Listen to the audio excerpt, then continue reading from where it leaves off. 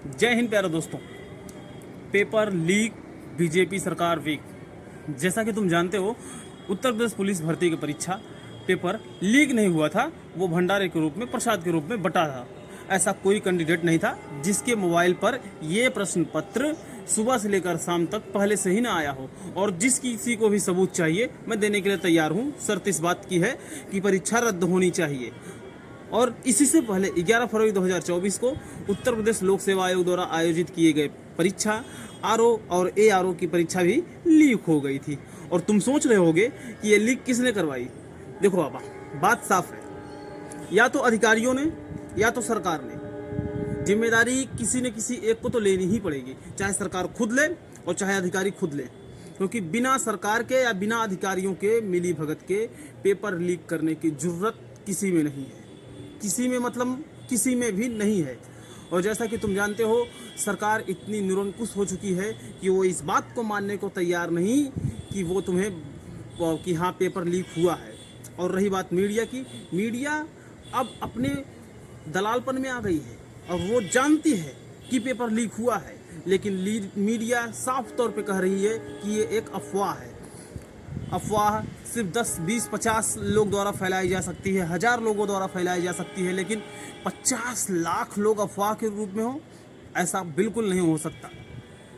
यदि अफवाह ही है तो सरकार को इसकी जांच करानी चाहिए, निष्पक्ष तरीके से जांच करानी चाहिए। कम से कम एसटीएफ बैठाए और उसमें कुछ रिटायर्ड जजों को शामिल करके जांच, निष्पक्ष जांच हो, ताकि पता चल सके कि ये कहां से हो पाया। और जैसा कि कहते हैं व्हाट्सएप पे पहले से आया है, तो ये बात एक टेक्निकल व्यक्ति जो थोड़ा बहुत भी टेक्निकल पढ़ा होगा वो समझ सकता है कि व्हाट्सएप पर कोई भी चीज़ें भेजी गई हो, अगर उसे डिलीट भी कर दिया गया हो तब भी उसे बैकअप में लिया जा सकता है। तो इसका मतलब ये है कि सबसे पहले पेपर कहाँ से भेजा गया है, इसका मूल स्रोत जाना जा सकता है। इसमें कोई बहुत बड़ी रॉकेट साइंस वाली बात नहीं है।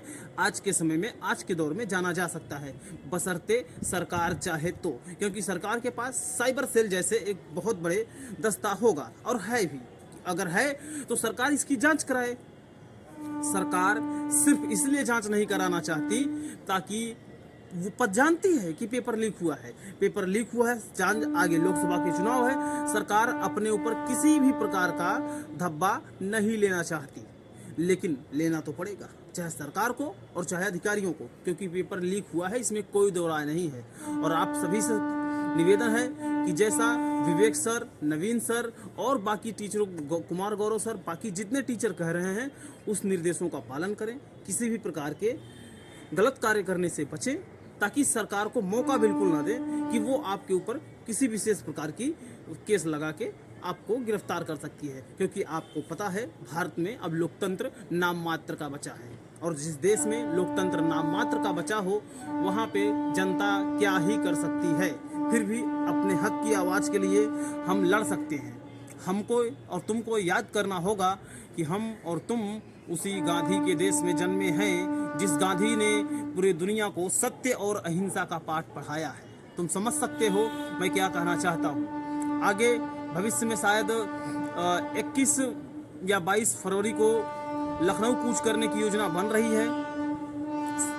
सभी छात्र संगठन और टीचर्स मिलके लखनऊ कूच करने की योजना बना रहे हैं। यदि ऐसा होता है तो ऐसे ही रणनीति बनाकर आगे चलना होगा। और याद रखें, सरकार इस लड़ाई को खत्म करना चाहेगी, लेकिन तुमको अपने, यदि तुम सही हो, तुम्हारा मोटो सही है, तो तुम्हें डटे रहना है। एक बात बताओ, तुम लोगों ने फॉर्म भरा था 50 लाख लोगों ने, 50 लाख इंटू 5 इक्वल टू कितना हो गया, 2 करोड़ 50 लाख। यानी कि एक व्यक्ति जो परीक्षा में बैठा, उसके घर में उसको लेकर कम से कम 4 व्यक्ति और होंगे, मतलब हुए 5।